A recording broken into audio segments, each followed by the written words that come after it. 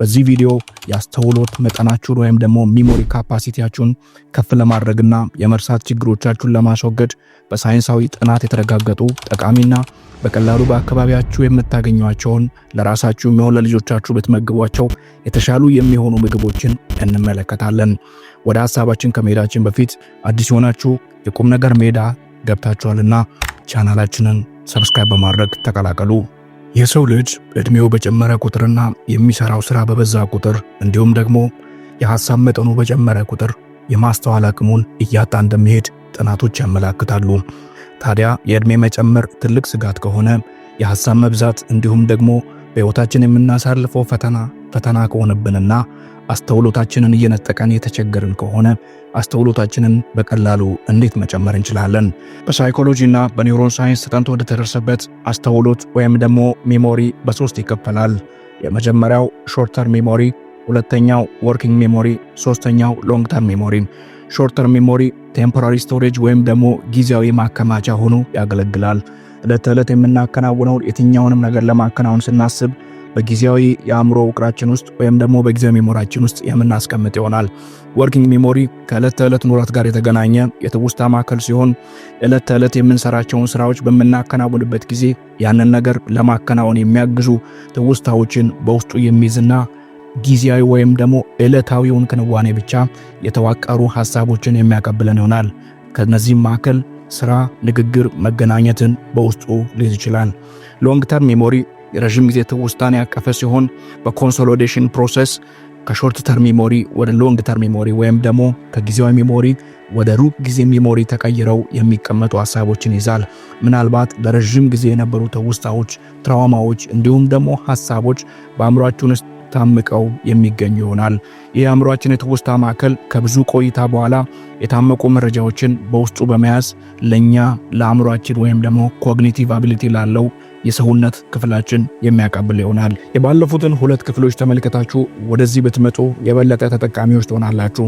የባለፉት ሁለት ክፍሎች በአስተውሎትና የትውስታን አቅም እንዴት መጨመር እንደምንችል የሚያሳዩ ሳይንሳዊ እንዲሁም ደግሞ ኑረታዊ ልምምዶችን ያቀበሉ ናቸውና እነሱን ተመልከታችሁ ወደዚህ እንድትመጡ ጋብዛችኋለሁ። አእምሮ በውቅሩ ውስጣዊ ማንነቱ የሚያሳየውና የሚያስመለክተው ስብን ወይም ደግሞ ፋትና ፕሮቲን የተሸከመ በክብደቱ 1.2 ኪሎ ግራም ሲሆን የሚጠቀመው ኃይል ግን ለሰውነት ወይም ደግሞ አካላዊ ውቅራችን ከሚያመነጨው የሰውነት ኃይል መጠን 20% እንደሆነ ዕለታዊ ፍጆታውም ያንን እንደሚያክል ጥናታዊ ጽሑፎች በደንብ አድርገው ያመለክታሉ። ታዲያ ይህ ከሆነ አእምሮ በተዛባ የአመጋገብ ስርዓት ውስጥ ካለፈና በተዛባ የአመጋገብ ስርዓት ውስጥ የሚሄድ ከሆነ ከፍተኛ ጫና ውስጥ ይገባል፣ የመስራት አቅሙም ይቀንሳል። በዚያውም ልክ የተስተካከለ አመጋገብ አወቃቀሩንና ውስጣዊ አቅሙን ሊያጎለብተውና ሊያሻሽለው እንደሚችል ጥናታዊ ጽሑፎች ያመለክታሉ። ምን ብትመገቡ ነው የአእምሮአችሁ የአስተውሎትና የትኩረት መጠን የሚጨምረውና ምን አይነት ምግቦችን ብትመገቡ የአእምሮአችሁ የትኩረት መጠን ወይም ደግሞ የሚሞሪ ካፓሲቲያችሁና የአእምሮ ውቅራችሁ እንደሚጨምርና አስተውሎታችሁ ከፍ እንደሚል የምናይ ሲሆን እንደ ቦነስም ምን ብታስወግዱ የተሻለ አስተውሎት ሊኖራችሁ እንደሚችል እነግራችኋለሁ። እስከ ፍጻሜው ድረስ ተከታተሉኝ፣ ታተርፉበታላችሁ። አንደኛ፣ ወይን መመገብ። webmed.com በተባለ ዌብሳይት ተጠንቶ እንደቀረበው ወይን መመገብ ለአእምሮ አስተውሎት ከፍተኛ አስተዋጽኦ እንዳለው ተደርሶበታል። በውስጡ ያለው ፖሊፊኖል አእምሮ የሚሄደውን ውስጣዊ የደም ፍሰት የተሻለ ስለሚያደርገውና በውስጡ ያሉት ንጥረ ነገሮች የሴል እድገቱን እንደሚያፋጥኑም በ500 አዛውንቶች ላይ የተደረገ ጥናታዊ ጽሑፍ አልዛይመራቸውና ዲሜንሺያ ፐርሰንቴጃቸውን እንደቀነሰ አሳይቷል። ወይንን በምንመገብበት ጊዜ ምናልባት የደረቀውን አምጥተን በመዘፍዘፍ ወይም እርጥቡን የምናገኝ ከሆነ ደግሞ እርጥቡን በመጠቀም አእምሮአችንና አስተውሎታችንን ከፍ ልናደርግ እንደሚችል በዚህ ዌብሳይት ላይ የተገለጸው ጽሑፍ ያመለክታል። ስለዚህ በአቅራቢያችሁ ከሚገኘው ሱፐርማርኬት ሄዳችሁ ወይንን በመግዛት ወይም ደግሞ በቆሏችሁ መሃል የደረቀውን ወይን በመቀላቀልና በመመገብ ለአእምሮአችሁ አስተውሎትን መጨመሪያ አድርጋችሁ ልትጠቀሙበት ትችላላችሁ። ይህንን ስል ደግሞ ወደ አልኮሉ የወይን መጠን እንዳትወስዱት ላስጠነቅቅ እወዳለሁ። ሁለተኛ፣ የእንጆሪ ቤተሰቦች ወይም ደግሞ ቤሪ ፋሚሊስ። እንጆሪዎች በውስጣቸው ያለው የመኮምጠጥ ባህሪ የአእምሮ ክፍሎችን ለማነቃቃትና ውስጣዊ ውቅሩን ለማፋጠን እንደሚያግዝ ተደርሶበታል። በውስጡ የሚገኘው ፖሊፊኖል ደግሞ የኢነርጂ ፐርሰንቴጅን ወይም ኃይልን፣ ንጥረ ነገሮችንና ኦክሲጅን ለአእምሮ በመለገስ የማስታወስ ችሎታችንን ከፍ እንደሚያደርግልን ኒውትሪሽናል ሳይንቲስቶች አጥንተው ደርሰውበታል።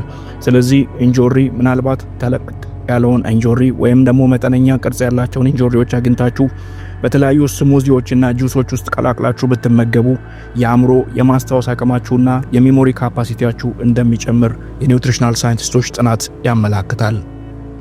ሶስተኛ አረንጓዴ ሻይ ወይም በተለምዶ ግሪን ቲ። ይህ ሻይ ውፍረትን ለመቀነስ ከመጠቀም ባሻገር ሾርት ተርም ሜሞሪ፣ ኮግኒቲቭ ካፓሲቲን ከፍ እንደሚያደርግ ኒውሮን ሳይንስ ላይ ቤዝ አድርገው የተሰሩ ጥናቶች ያሳያሉ። የአጭር ጊዜ ትውስታን ከፍ ማድረጉ በውስጣችን የምናስቀምጠው መረጃ በኮንሶሊዴሽን ፕሮሰስ ወደ ሎንግ ተርም ሜሞሪ በሚቀየርበት ጊዜ የሎንግ ተርም ትውስታችንን ወይም ደግሞ የረጅም ጊዜ አስተውሎታችንን እንደሚጨምርና ይህንን ከፍ ለማድረግ እንደሚያግዝ ጥናቱ ያሳያል። ከዚህም ጋር ተያይዞ ኮግኒቲቭ ዲክላይን ወይም ደግሞ የአስተውሎት መጋሻብን ወይም ደግሞ መዛባትን እንደሚከላከል ጥናቶች ያሳዩናል። ስለዚህ በቤት የምታፈሉትን ቀዩን ሻይ ትታችሁ ወደ ግሪን ቲ ትራንስፎርም ብታደርጉ የሰውነት ቅርጻችሁንም ለማስተካከል እንደሚያግዝ እንዳለ ሆኖ ከዛም ጋር ተያይዞ ያስተውሎት መጠናችሁን በመጨመር ትኩረታችሁን ከፍ ማድረግ እንድትችሉ ያግዛችኋል። አራተኛ ሟሚ ስብ ወይም ደግሞ ሳቹሬትድ ፋት። አእምሮ በአወቃቀሩ ወይም የተገነባው ከስብና ከፕሮቲን ስለሆነ እነዚህ ሟሚ ስቦች ልክ እንደ አሳ፣ የዶሮ ስጋ፣ ቀይ ስጋ፣ ደላላ ጮማ እንዲሁም ደግሞ ሌሎች ተጓዳኝ የሆኑ የስጋ ክፍሎች በውስጣቸው በከፍተኛ ሁኔታ ከሚገኙት አሚኖ አሲዶች ጋር በመያያዝ ትኩረትን ከፍ ማድረግ እንደሚችሉና የአእምሮአችሁን ውቅር እንደሚያስተካክሉት ተጠንቶ ተደርሶበታል።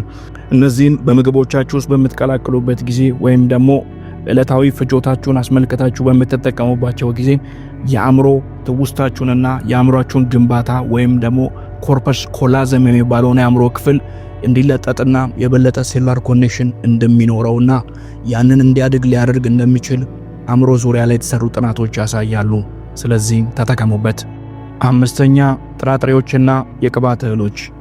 በአካባቢያችን በቀላሉ የምናገኛቸው ልክ እንደ ሱፍ፣ ሰሊጥ፣ ቆሎ አድርገን የምንመገባቸው የዱባ ፍሬ፣ አተር፣ ሽምብራና ባቄላ በውስጣቸው በጣም ከፍተኛ መጠን ያለው ወይም ናቹራላዊ ተፈጥሮአዊ ቅባት ሲኖራቸው ይህም በአእምሮ ግንባታ ውስጥ ከፍተኛ ሚናን ይጫወታል።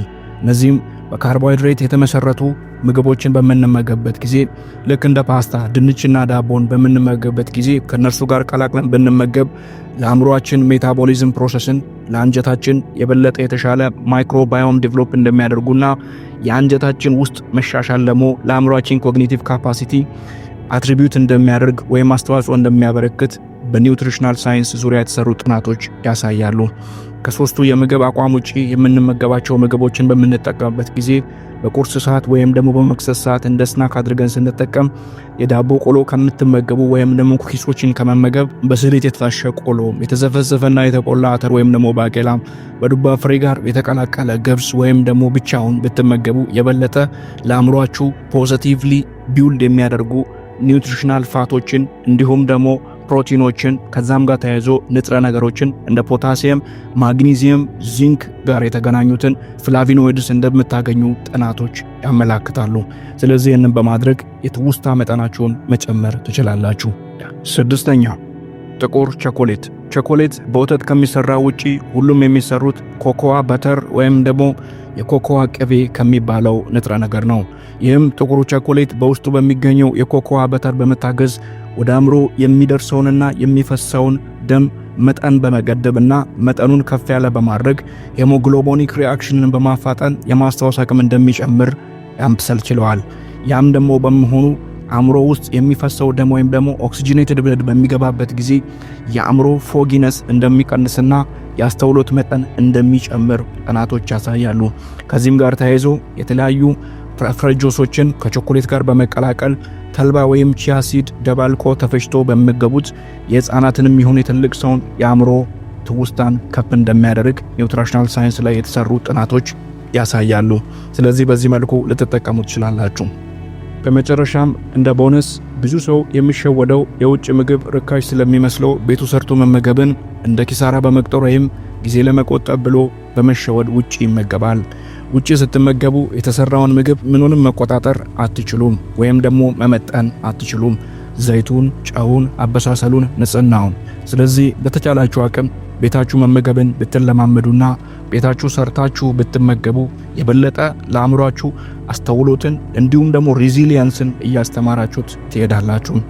ሌላኛው ሪፋይንድ ሹገር ቤዝድ የሆኑ ወይም ደግሞ የካምፓኒ ፕሮሰስድ የሆኑ በካምፓኒ የታሸጉ ምግቦችን በምትመገቡ ጊዜና በካምፓኒ የታሸጉ መጠጦችን፣ ቺፕሶችን እንዲሁም ደግሞ ሌላ ስኳር የበዛባቸውን ምግቦች በምትመገቡበት ጊዜ የስኳር መጠናችሁ ከፍ እንዲልና ኢንሱሊን ሬዚስታንት እንድትሆኑ የሰውነት ፋታችሁ እንዲጨምር እንዲሁም ደግሞ የአስተውሎት መጠናችሁን መቆጣጠር እንዳትችሉትና የበለጠ የምትረሱ የምትዘነጉ ሰዎች ኢቭን የራሳችሁን ስልክ ቁጥር እንኳን ማስታወስ እንዳትችሉ የምትሆኑ ሰዎች ትሆናላችሁ።